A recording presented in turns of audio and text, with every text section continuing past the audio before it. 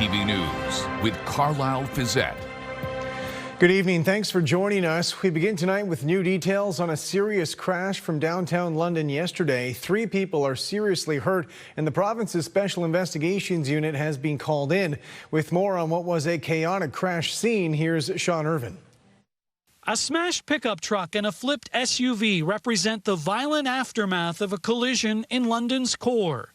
Shortly before 4 p.m. Wednesday, the vehicles collided at the intersection of Queen's Avenue and William Street. Multiple people in the area reported hearing a thunderous bang. Others described it a different way. It was like a big explosion. And then all of a sudden the car flipped over and I went, oh my God, this is serious stuff. Seconds after the collision, an off-camera witness told CTV News that he ran out of a nearby building, only to see a man, bloodied in the face, running north on William. He then turned towards the SUV, where 3 people were injured. The man did what he had to do to keep the injured alert until police and firefighters arrived. Taylor recounts what happened next. And they actually had to use the jaws of life, and they had to cut the car open and everything. And then there's another person, they had to use the defibrillator. It's doing CPR, and it was like over 15, 20 minutes. It was constant.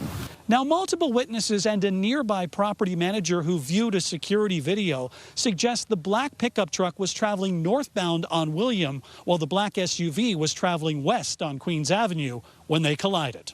The cause of this collision is now part of the SIU investigation.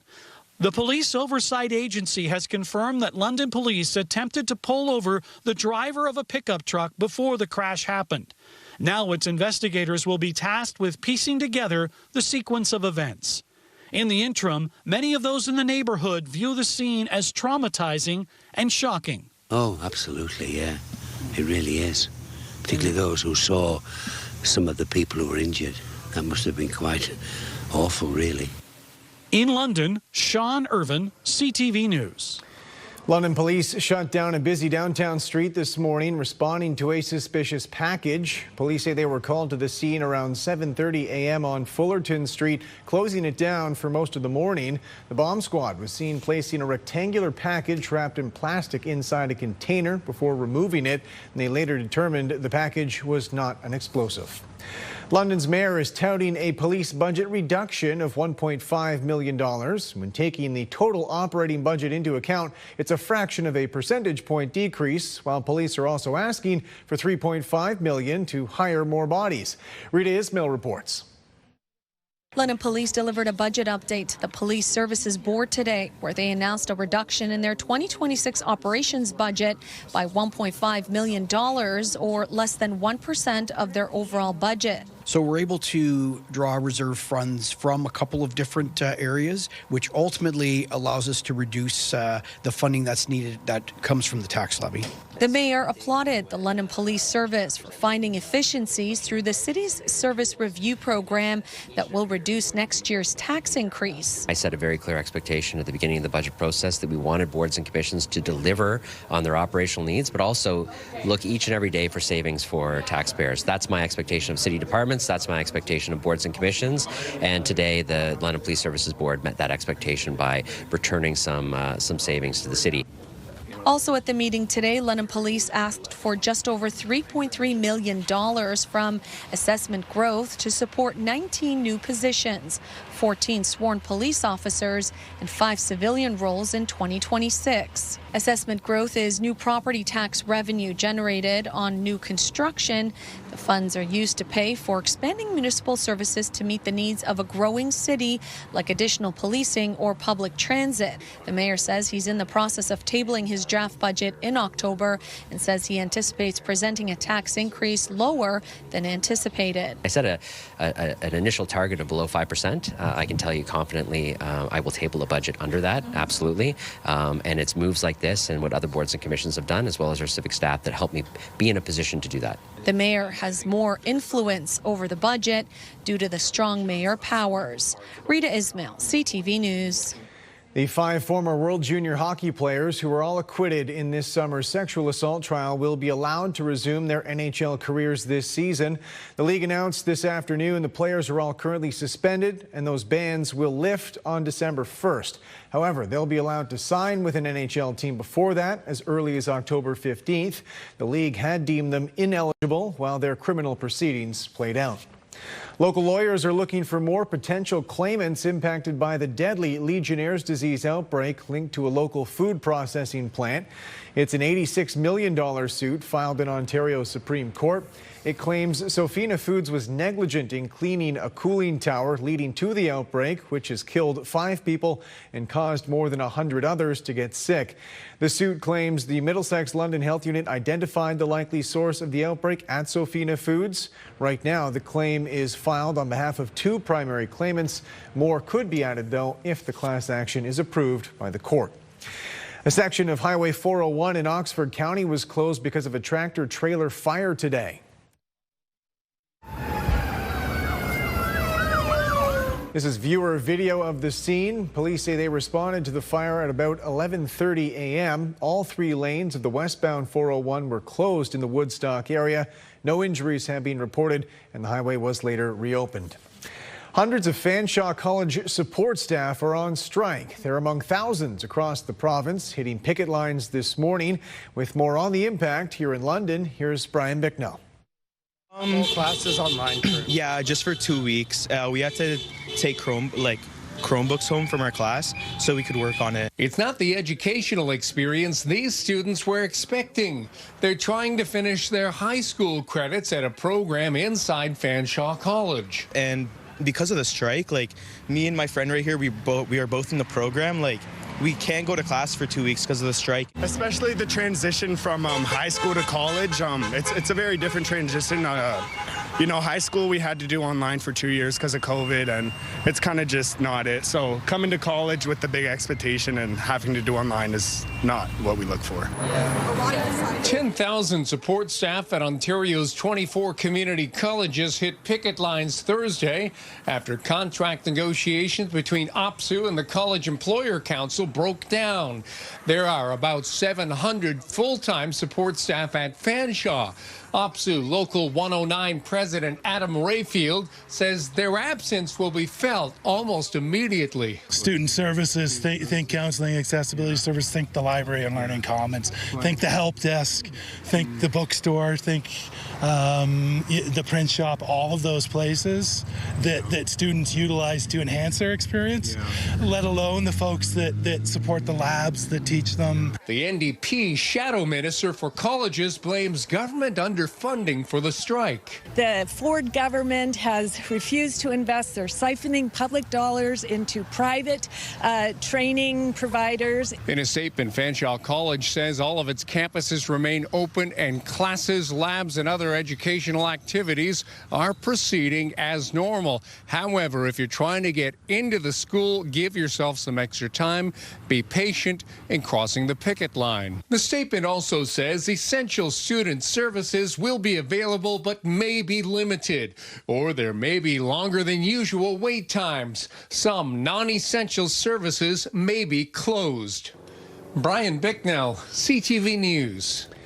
London police have announced a new initiative pairing officers with nurses. It's called the Nurse Response Team, and according to police, members will patrol different areas of the city, addressing health needs and connecting people with services. They say they'll redirect people needing medical intervention away from the justice system while reducing emergency department visits and unnecessary incarceration. Police say the program has so far supported 165 people. The program started in June, and it runs 7 days a week from 11 a.m. to 11 p.m. Feedback that we've received from both the police and the registered nurses, as well as those that have actually benefited from the resource, have been very positive about it. So currently the agreement is in place till March of 2026. So we hope that it'll continue to make really positive strides in the community. An organization fighting for tenant rights says eviction notices for residents at 2 Webster Street apartment buildings have been withdrawn. According to Acorn, the landlord filed to terminate the N13 notices ahead of an expected landlord and tenant board hearing next week. Acorn had previously claimed the N13 notices were renovictions used to force out low-income tenants so the rent could be raised. Officials with Acorn have been calling for governments to strengthen anti-renoviction laws and close loopholes in vacancy control. The path to a new London City Hall has seemingly hit a roadblock. There was an initial tidal wave of interest from developers and architects in building the new campus, but as Daryl Newcombe reports, that interest seems to have now shrunk to a trickle. A major setback for City Council's plan to build a new City Hall in partnership with a private developer. A process meant to narrow down the list of candidates to those companies qualified to do the design and construction has received interest from just one suitor. This is the only site right now that has been endorsed by council to move forward in that respect.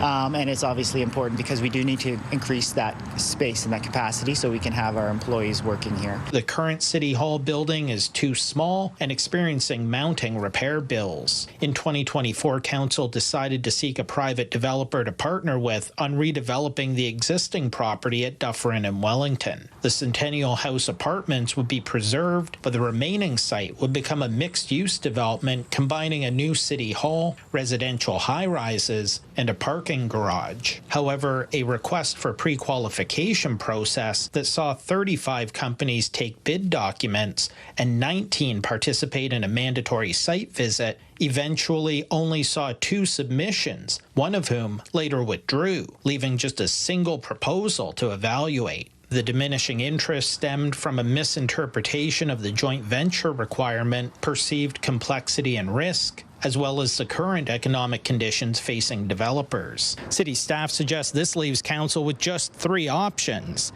move ahead to the next stage with only one qualified candidate, scrap the project altogether, or take a step backwards and launch what's called a public negotiated request for proposals. I do like the third recommendation, the negotiated request for proposal, to see if we can get more plan takers that are interested that would be able to get right down to the end before we actually make a selection. Staff also recommend the public negotiated RFP, even though going back to previous bid takers will extend the timeline. Quote, this approach will restore competitive integrity, broaden market participation, and reinforce public confidence in a high-profile civic project. This has happened before. You have seen the private-public partnership to do this type of work before. They are just a little bit more complex. A council committee will consider next steps at a meeting on September 16th. Daryl Newcombe, CTV News.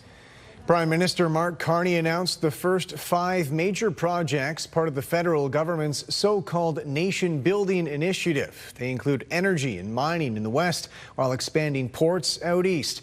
With more, here's Abigail Beeman. Mark Carney tried to drive home his message. It's a single point of contact to get nation-building projects built faster. Announcing the first 5 projects and more in development, led by a former energy executive at the newly opened Major Projects Office. To get to one project, one review, one decision in a 2-year time frame will set Canada apart globally. The Prime Minister acknowledged several are already further along, like LNG and Kitimat. He says in all cases, engagement with Indigenous groups is very advanced, and within 5 years... Yes. Some of those projects, shovels will be in the ground. But the opposition leader points out no shovels yet. He's not permitted a single major mine, pipeline, nuclear plant, or anything else. What he's done today is announce that he's going to send an email to an office that isn't even fully staffed up yet, which will one day consider possibly approving 5 projects. This is pathetic. As for money in a new spend less, invest more environment, the Prime Minister says being more efficient doesn't cost much. It's not clear how much Ottawa will spend otherwise. We expect with the vast majority of these projects that federal dollars will catalyze many multiples of private dollars. CTV News asked the Prime Minister what success looks like. He said in part it's about changing attitude so people believe Canada can build big. The next list of projects, he says, will be out by the Grey Cup. That's November. Abigail Beeman, CTV News, Edmonton. Still ahead, family ties on the red carpet. The A-lister and his Canadian connections coming together at TIFF. Just announced, Bailey Zimmerman is bringing the Different Night Same Rodeo Tour to Canada Life Place on June 19th. Enter online at ctvlondon.ca to win a pair of tickets before they go on sale tomorrow at 10 a.m.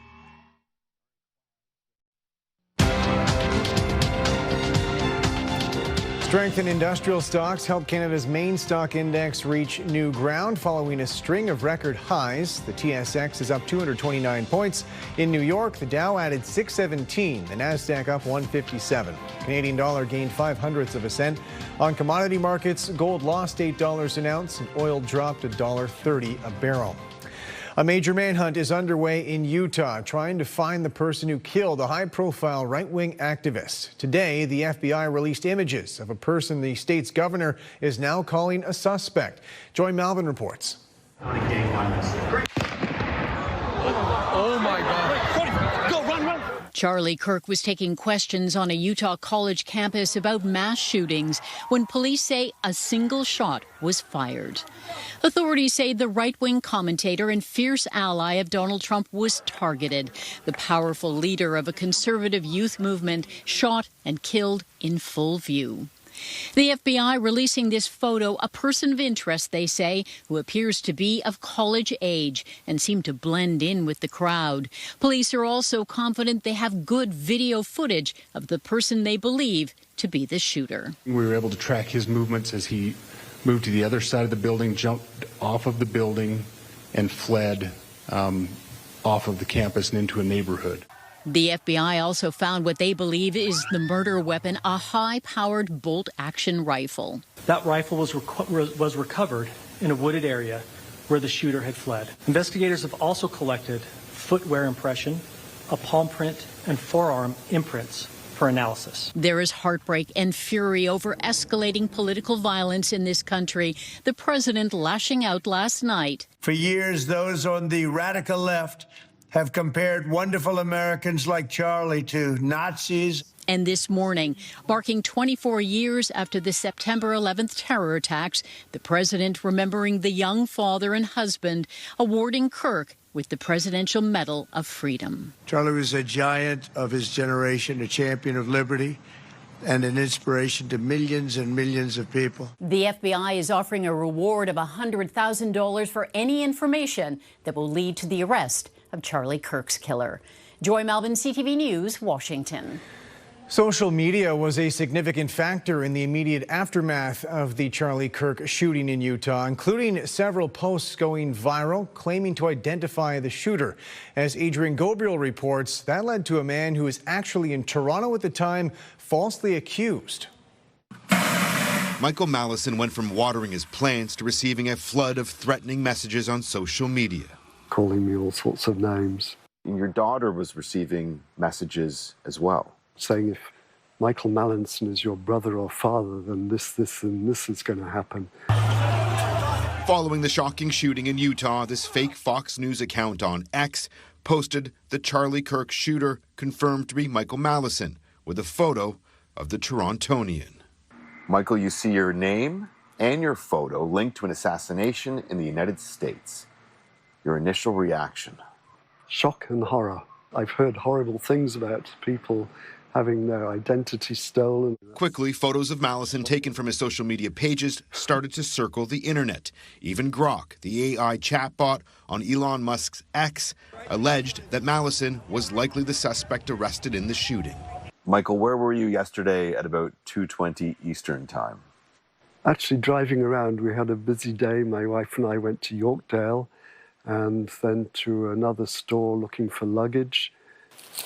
Mallison has had legitimate concerns for his safety. The allegations from a fake account, another reminder of a growing lack of verified content on social media sites and the real-life consequences. They are allowing things to slip through on their platform, and they don't put in enough safeguards to prevent things like this from happening. I'm just a quiet, normal guy, ordinary guy. I have no need for any publicity, thank you very much. Mallison has contacted local authorities out of concern, and he's sharing his story in hopes of spreading factual reports that he has no association with the assassination of Charlie Kirk. Adrian Gobriel, CTV News. Good evening. Watch for a bit of fog overnight as we kick off your Friday. Clear conditions. Winds will be light and variable and lots of sunshine, 11 to 12 degrees. Thanks, Judy, for this photo of Douglas. Douglas is going to need the pool this week. Temperatures are set to climb heading into the weekend and next week into the upper 20s. I'll have your local forecast details coming up right after this. Welcome back on the desk with Julie Atchison now, getting toward the end of a week where I got the sense that you've been excited to bring these forecasts forward because there's been so much to be excited about in terms of the weather, especially with things like the Western Fair going on this week. It's been beautiful. Yeah, it has been spectacular. We have some outdoor concerts coming up this weekend. A big weekend in the Forest City, so hopefully you're making some plans to get outside and enjoy. The beautiful weather will continue. Temperatures in southern Ontario today in the mid-20s. It felt a bit warmer than that, so coming in well above normal, and we're just headed up in the extended forecast. Each night we've seen the temperature climb just a bit. Tonight the forecast low 10 degrees in midwestern Ontario, 10 to 11, and milder along the lakeshore. High pressure dominating our forecast. We do have a cold front well off to the northwest, so a little bit of light rainfall in through southern Manitoba, northwestern Ontario tonight. Heading through the overnight in our area, clear once again. We will have some shallow fog through the overnight and first thing in the morning, but then back to full sunshine.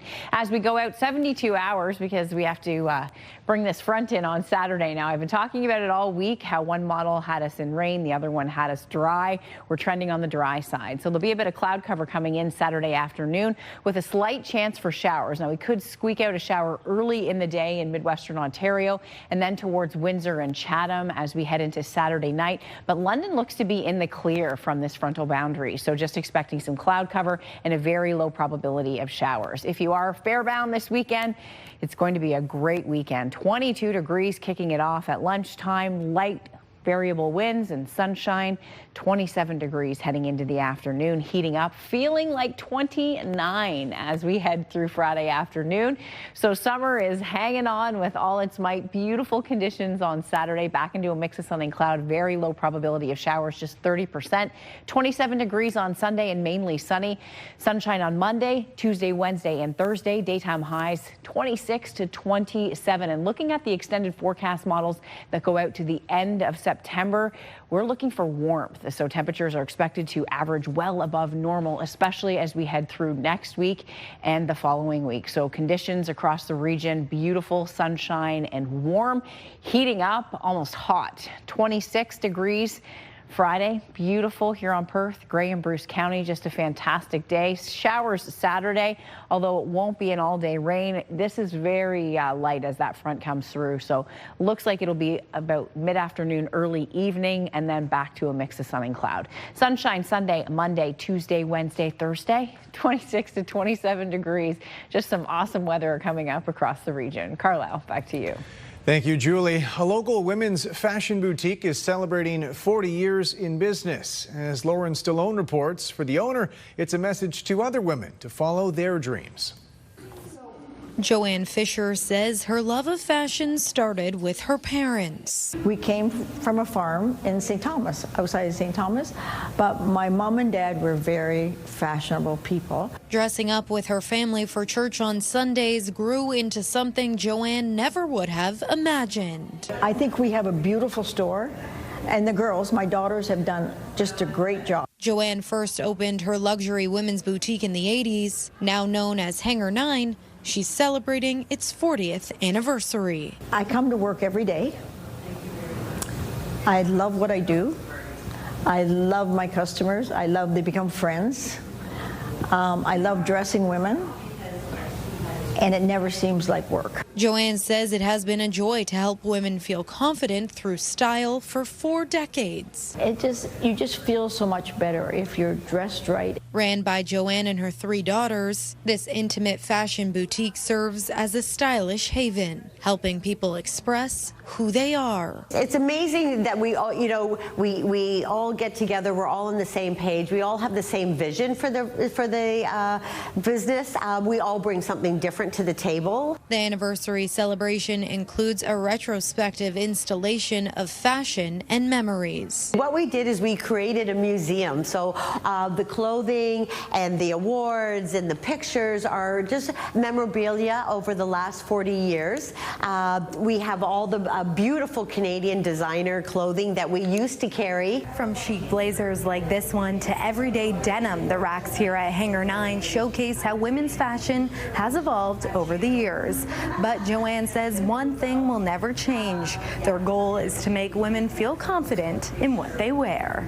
When women love how they look, you have a better day. It's just psychology. Lauren Stallone, CTV News.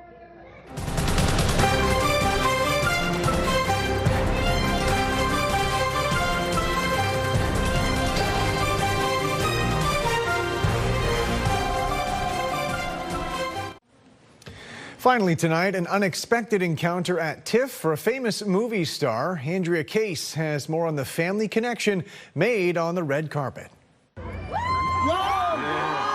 When Dwayne Johnson arrived for his TIFF in Conversation event at the Royal Alexandra Theatre this week, he had no idea what was cooking or who was waiting for him on the other side of the barrier. Andrea, I had a dream, as Martin Luther King would say. In the crowd, Pamela Houston from the Ontario Black History Society. She was on a mission. I said to the young people, when Dwayne gets out of the car, call him Dewey, because that's his family name. Nobody knows that. So he stopped and turned around because Dewey. Then they said, "Your dad, your dad." Dwayne looked at the banner and he held his heart. Then he walked through the gates that are blocking people so he can have a better look at his dad. In 2015, the OBH created a Black Athletes in Sports exhibit, and in their archives, an audio recording of champion wrestler Rocky Johnson. And I'm very proud that I was the first Black Canadian heavyweight wrestling champion ever was. Wow. And I'm very, very proud of that. If I can do it, other people can do it too. Rocky died in 2020. He was born in Amherst, Nova Scotia, and oh yes, he just happens to be Dwayne "The Rock" Johnson's dad. Also in the crowd, David Rosen. And by the way, I'm your cousin David. How you doing? Good to see you. He got out of the car. I shouted that I was his cousin. Within a couple of minutes, he came over, shook hands. He was very gracious, and I really truly feel we made a connection, and that this is not the last time that we're going to see each other. I'm still in awe. That's all I can say. Andrea Case, CTV News. That's it for us. Thanks for watching. For all of us at CTV News London, I'm Carlyle Fiset. Have a good night.